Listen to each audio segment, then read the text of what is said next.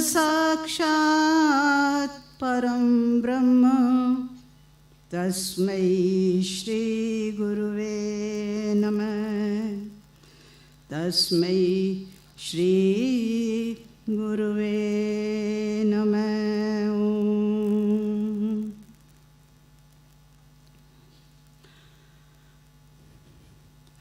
परम पूज्य गुरुदेव के श्री चरणारविंद में कोटि कोटि प्रणाम करते हुए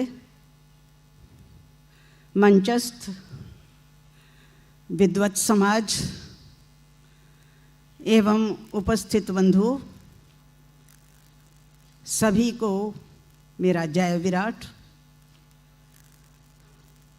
आज विराट हॉस्पिस का ये 9वां अध्याय और हमारा शायद सौभाग्य प्रथम है इस सारे विराट स्वरूप को देखने का। मैं बैठी सोच रही थी कि बात कहाँ से शुरू करूं। हमारी प्रिय ज्ञानेश्वरी जिसने स्वयं थोड़ा सा परिचय अपना दिया, बहुत छोटी थी।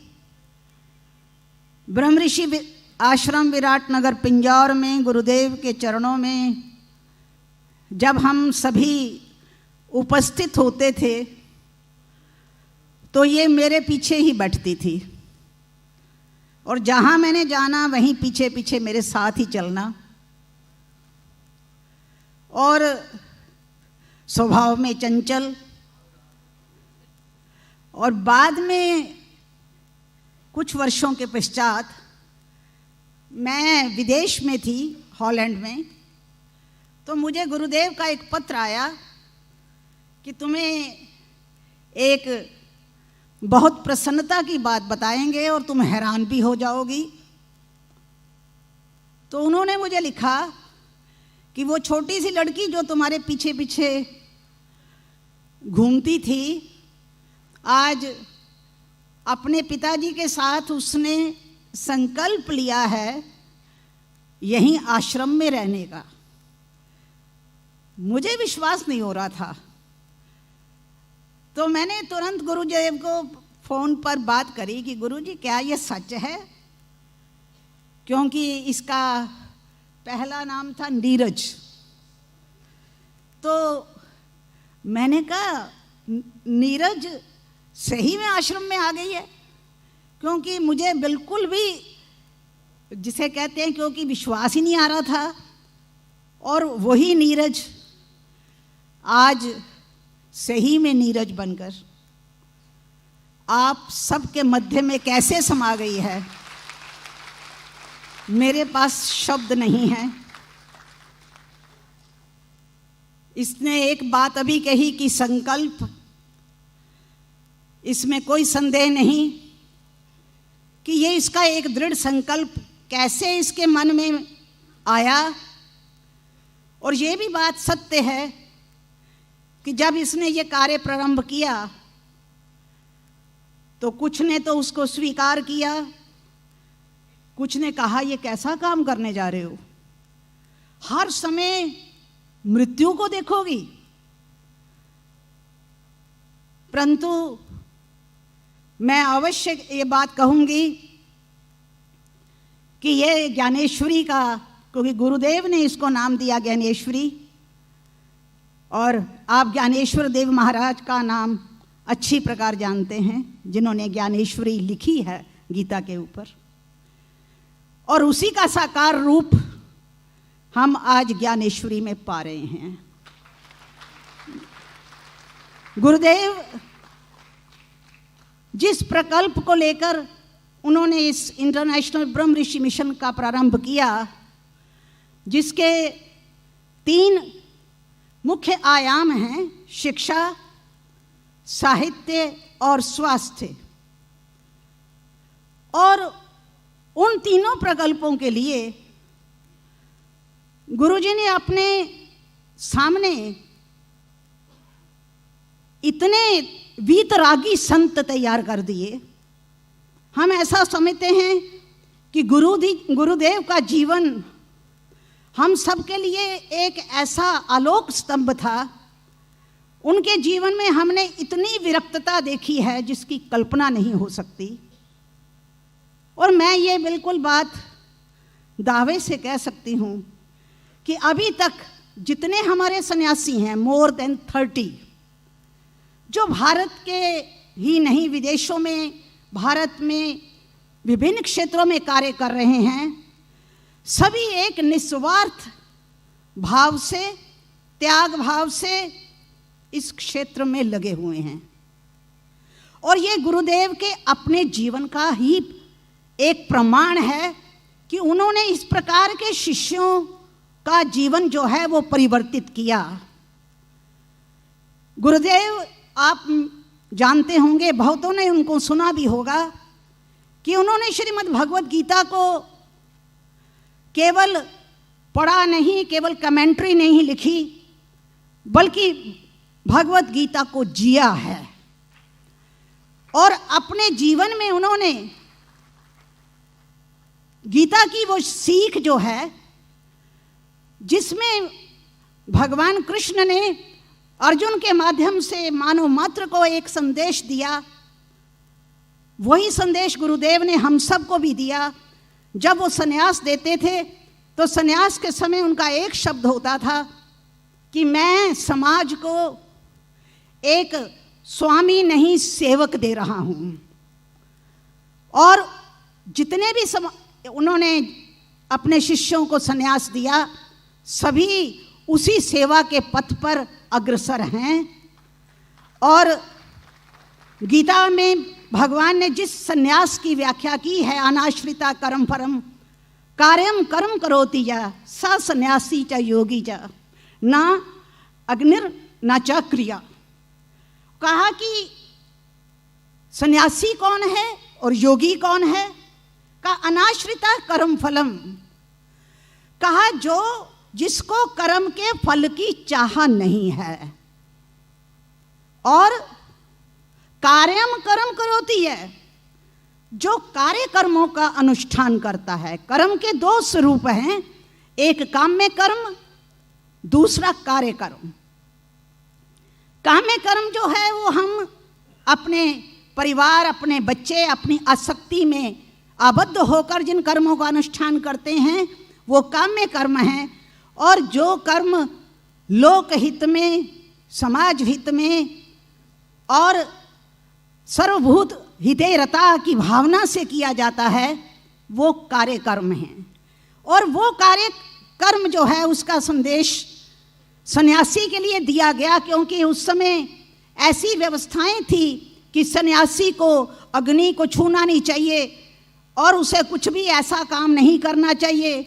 योगी वो है जो कर्म नहीं करता है। इस प्रकार की भ्रांत धारणाओं का निराकरण करते हुए भगवान ने कहा कि योगी वो है जो कर्मरत है। क्यों कर्मरत है? क्योंकि भगवान ने स्वयं कहा नाहि कश्चित् क्षणमपि जातु तिष्ठित्य कर्मकृत। कहा कोई भी मनुष्य एक क्षण भी कर्म किए बिना नहीं रह सकता।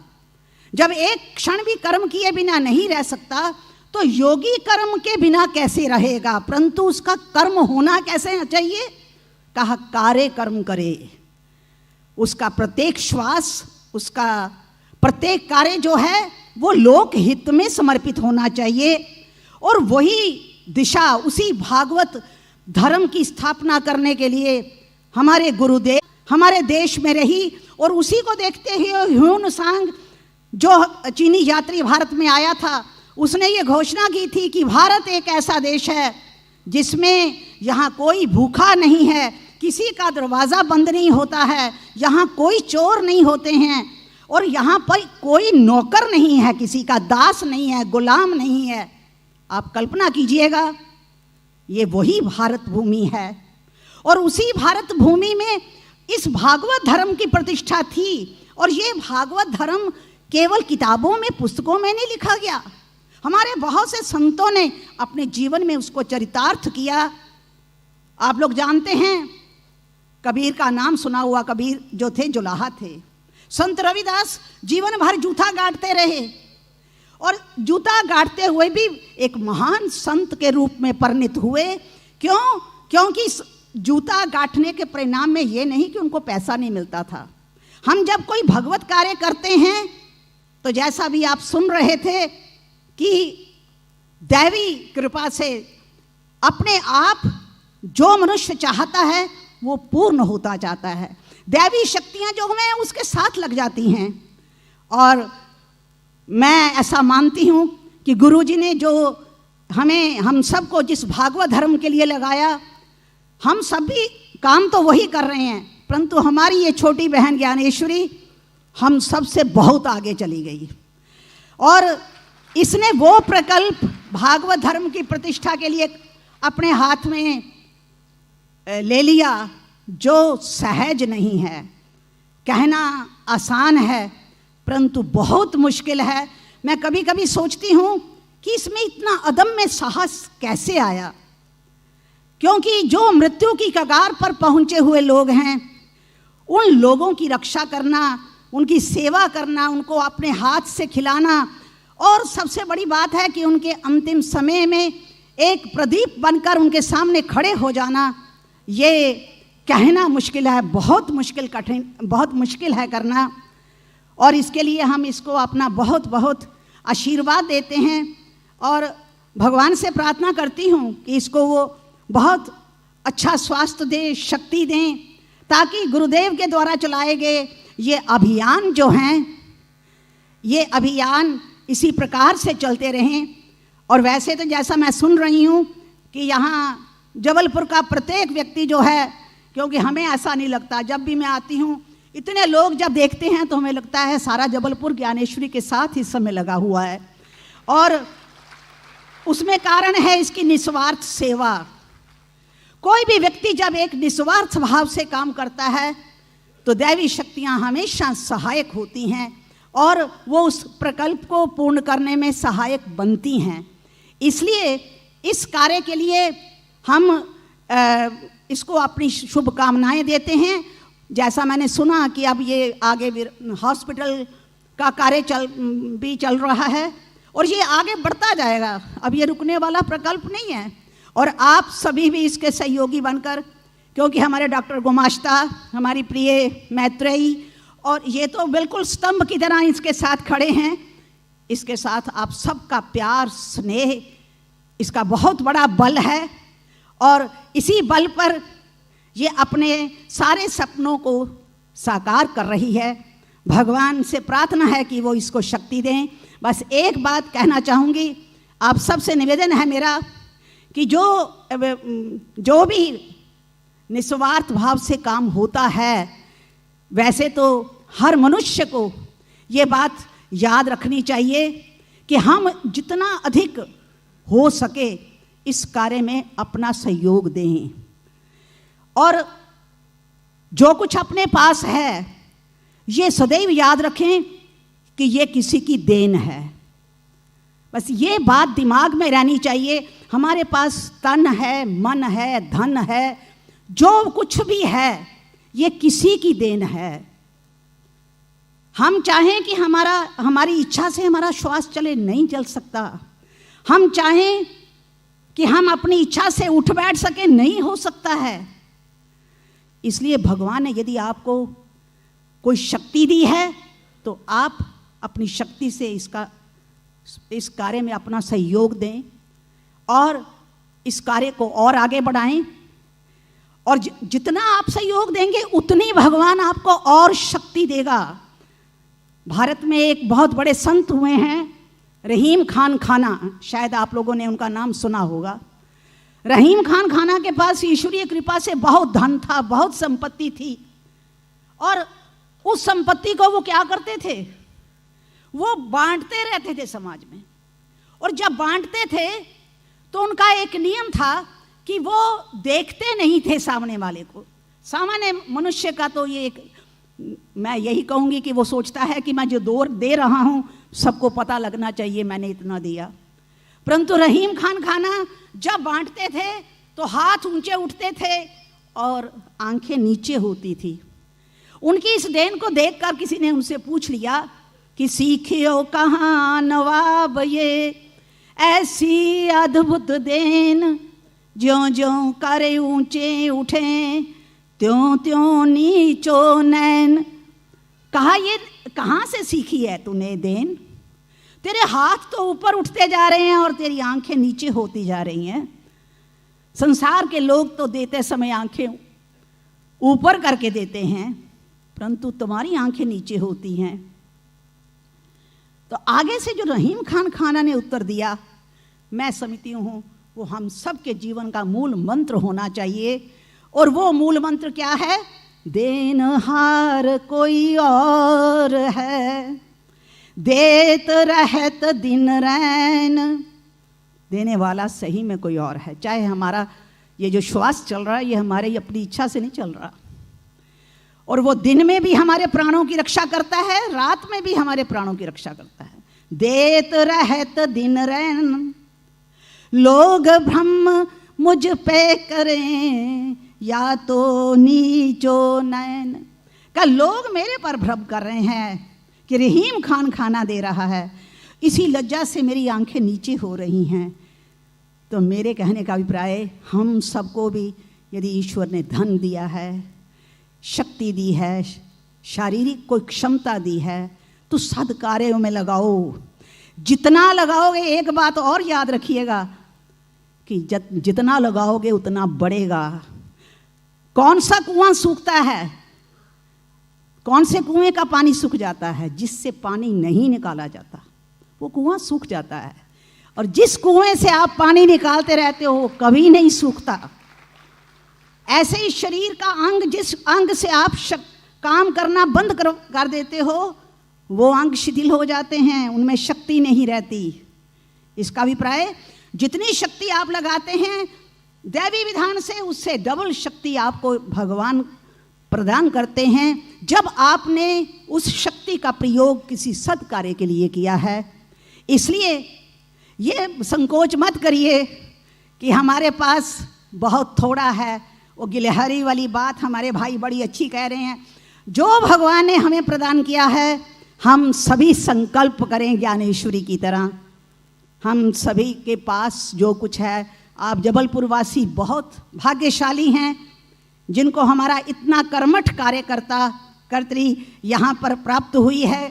और इन दोनों का, क्योंकि वो शिक्षा के क्षेत्र में कार्य कर रही हैं, और ये दूसरे, पहले तो स्टार्ट में ज्ञानेश्वरी ने वही शिक्षा का काम अपने हाथ में पकड़ा था, बाद में मैत्रेयी आ गई, तो मैत्रेयी को शिक्षा का सौंप कर ये दूसरी तरफ टर्न हो गई। और ये दोनों काम मानवीय समाज के लिए बहुत कल्याणकारी हैं, लोकोपकारी हैं। और ये आप सभी, सारा नगर जानता है कि यहाँ स्वार्थ की कोई बू नहीं है। सभी अपना प्रत्येक श्वास जो है वो सेवा में समर्पित कर रहे हैं। इसलिए आप सभी यथाशक्ति इसमें अपना सहयोग देकर पुण्य के भागी बने और ईश्वर का आशीर्वाद प्राप्त करें। मेरी बहुत सारी शुभकामनाएं अपनी प्रिय ज्ञानेश्वरी के साथ, और आप सबके भी साथ हैं। आप सब बहुत भाग्यशाली हैं। ये संस्कारधानी है, और सही में मैं देख रही हूँ कि यहाँ पर संस्कारों का बोलबाला है।